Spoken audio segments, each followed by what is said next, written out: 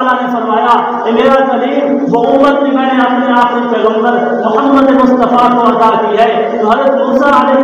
السلام نے کہا یا اللہ میں نے اس کتاب تورات کے اندر ایسے لوگوں کا تذکرہ پڑھا ہے کہ آخری امت تو اس قدر خوش نصیب ہوگی، اتنی قسمت والی ہوگی، اتنی عظمت والی ہوگی، جو اللہ تعالیٰ آسمان سے ان کو کتاب عطا کرے گا، ان کے پیغمبر کے اوپر جو کتاب نازل ہوگی، جو قرآن نازل ہوگا، وہ قرآن بھی اتنا عظمت والا ہوگا کہ جس کو دیکھنے کا بھی ثواب ہوگا۔ یا اللہ کو کتاب تو اتنی عظمت والی ہوگی، اس کو پڑھنے کا بھی ثواب، اس کو دیکھنے کا بھی ثواب۔ یا اللہ کو کتاب تو اتنی عظمت والی ہوگی، جو شخص اس کو دیکھتا نہیں ہے، اس کو پڑھتا نہیں ہے، لیکن میرے مولا اگر اس کتاب کو سنے گا یا اللہ اس کو سننے کا بھی ثواب ملے گا۔ میرے مولا میں آپ سے دعا کرتا ہوں یا اللہ آپ کو امت مجھے عطا فرما دے۔ تو اللہ تعالیٰ نے فرمایا کہ میرا کریم اے موسیٰ علیہ السلام یہ امت بھی میں نے اپنے آخری پیغمبر جناب محمد مصطفیٰ کو عطا کی ہے۔ تو میرے دوستو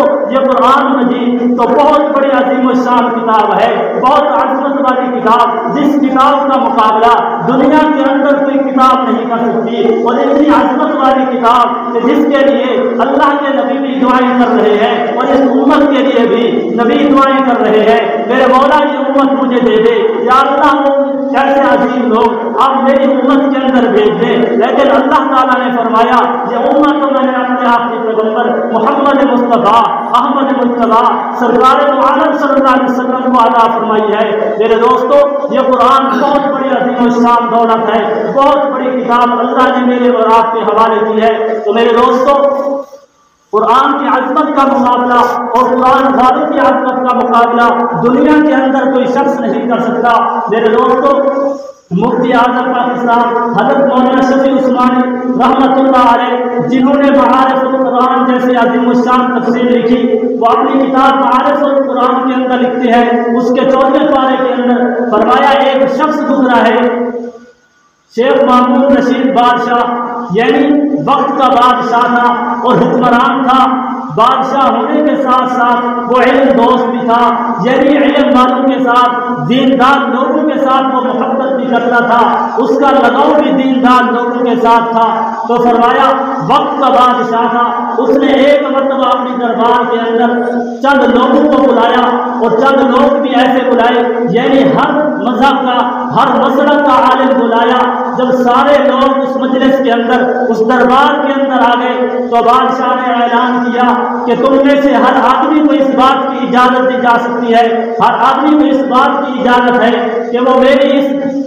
عدالت کے اندر کھڑے ہو کر میرے سامنے اپنی گفتگو کرے، اور گفتگو ایسی کرے کہ اپنے مذہب کے اوپر اپنے مسلک کے اوپر دلائل پیش کرے، تاکہ لوگوں کو پتہ چل جائے کہ کون حق کے اوپر ہے اور کون نہ حق کے اوپر ہے۔ تو ہر مسلک کے عالم نے اپنی گفتگو کی اور اپنی گفتگو کے اوپر اپنے مسلک کے اوپر دلائل پیش کیے۔ گفتگو کرنے کے بعد بادشاہ کو ایک عالم دین کی گفتگو بہت اچھی لگی، تو جب وہ عالم دین جانے لگے تو وقت کے بادشاہ نے اس کو اسلام کی دعوت دی کہ کلمہ پڑھ لو، اسلام کے اندر داخل ہو جاؤ، مسلمان بن جاؤ۔ تو وہ عالم دین کہنے لگے بادشاہ سلامت میں آپ کے کہنے کی وجہ سے اپنے باپ کے دین کو چھوڑ نہیں سکتا، میں مسلمان نہیں بن سکتا۔ بادشاہ بھی خاموش ہو گیا، وہ عالم دین اور باقی لوگ بھی چلے گئے۔ دوسرے سال پھر کوئی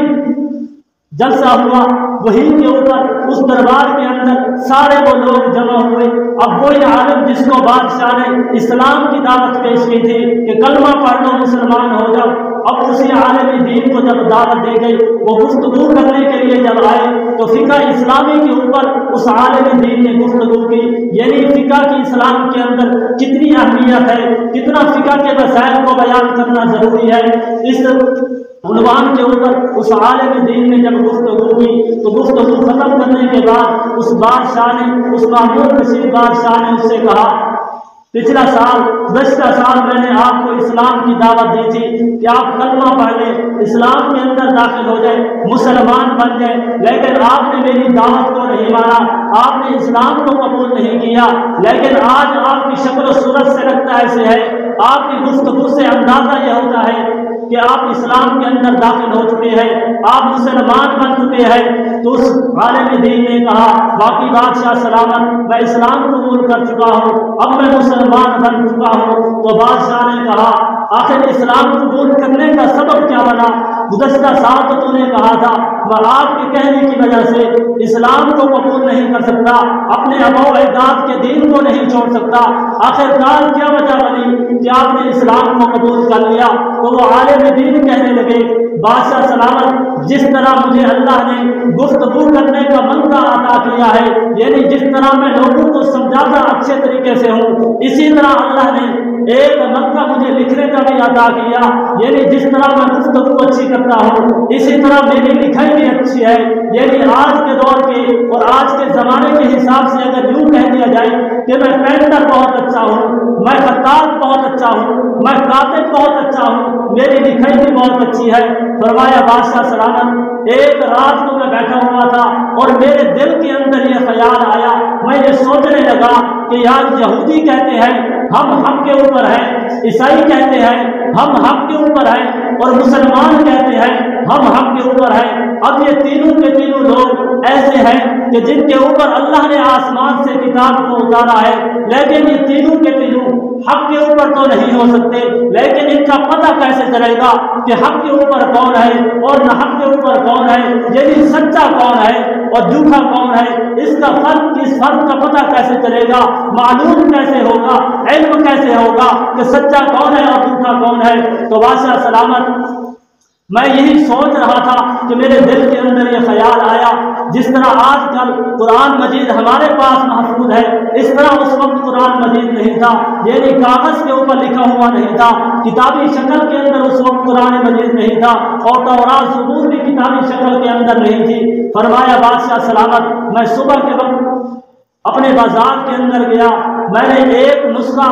تورات کا لیا، ایک نسخہ میں نے انجیل کا لیا، اور ایک نسخہ میں نے قرآن مجید کا لیا۔ اب تین نسخے لے کر میں جب اپنے گھر کے اندر آیا تو جس طرح میری لکھائی اچھی تھی تو میں نے اپنے ہاتھ کے ساتھ تورات کے 2 نسخے لکھے، انجیل کے 2 نسخے اپنے ہاتھ سے لکھے، اور اسی طرح قرآن مجید کے بھی 2 نسخے میں نے اپنے ہاتھ سے لکھے۔ اپنے ہاتھ سے لکھے صرف یہ نہیں، فرمایا تورات کے اندر جو عبارت موجود تھی اس کے اندر میں نے رد و بدل کرنا شروع کر دیا، یہی کہیں پر اضافہ کر دیا اور کہیں پر کمی کر دی، اور اسی طرح انجیل کے اندر بھی ایسے کیا، کہیں زیادتی کی، کہیں اضافہ کیا، یعنی اپنی طرف سے آگے پیچھے کر دیے، اور اسی طرح قرآن مجید کے اندر بھی میں نے رد و بدل کیا، جہاں زبر تھی وہاں زیر لگا دی، جہاں زیر تھی وہاں پیش لگا دیا، جہاں ایک نقطہ تھا وہاں میں نے 2 نقطے لگا دیے، جہاں 2 نقطے تھے وہاں میں نے 3 لگا دیے، یعنی اپنی طرف سے ہر کتاب کے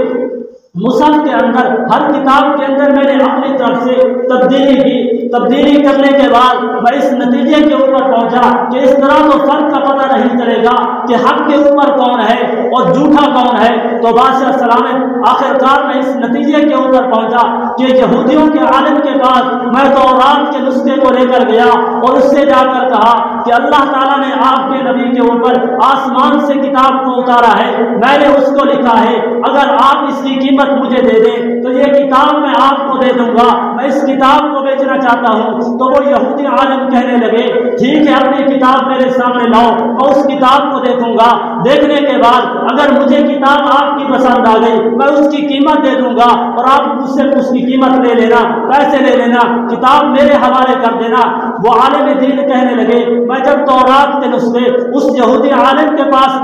لے جا کر گیا تو اس نے دیکھا، لکھائی دیکھی بہت اچھی تھی، اس کو پسند آئی، اس نے کتاب کو چوما، الماری کے اندر رکھ دیا۔ میں نے دوسرا نسخہ دوسرے یہودی عالم کے پاس گیا، اس کے سامنے بھی یہی کہا یار مجھے پیسوں کی ضرورت ہے، آپ کے نبی کے اوپر اللہ نے آسمان سے کتاب کو اتارا، میں اس کو بیچنا چاہتا ہوں، آپ اس کی قیمت مجھے دے دیں اور آپ اپنی کتاب لے لیں۔ تو اس نے بھی یہی کیا، کتاب کو دیکھا، لکھائی کو دیکھنے کے بعد اس کتاب کو چوما اور الماری کے اندر رکھ دیا۔ میں نے انجیل کے نسخے ان کے پاس، ان کے علماء کے پاس لے گیا، ان کو بھی یہی کہا مجھے پیسوں کی ضرورت ہے، آپ کے نبی کے اوپر اللہ نے کتاب کو نازل کیا، میں اس کو بیچنا چاہتا ہوں۔ انہوں نے بھی یہی کیا، کتاب کو دیکھا، دیکھنے کے بعد چوما، چومنے کے بعد الماری کے اندر رکھ دیا اور اس کی قیمت مجھے عطا کر دی۔ اور اسی طرح دوسرا نسخے کا بھی یہی کیا۔